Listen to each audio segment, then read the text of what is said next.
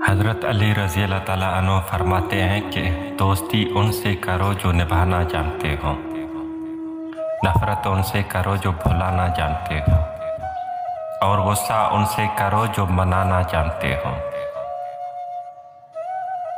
जिससे मोहब्बत की जाए उससे मुकाबला नहीं किया जाता। किसी को पा लेना मोहब्बत नहीं, बल्कि किसी के दिल में जगह बना लेना मोहब्बत। मौला अली फरमाते हैं, अल्फाज इंसान के गुलाम होते हैं मगर सिर्फ बोलने से पहले। बोलने के बाद इंसान अपने अल्फाज का गुलाम बन जाता है।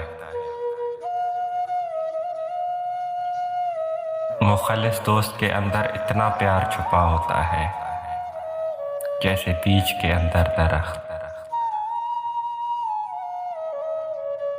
इतने खुश्क ना बनो कि तोड़ दिए जाओ, और इतने नरम ना बनो कि निचोड़ दिए जाओ।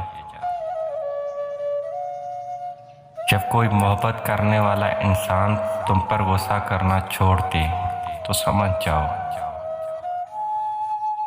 तुम उसकी नज़र में अपनी अहमियत खो चुके हो।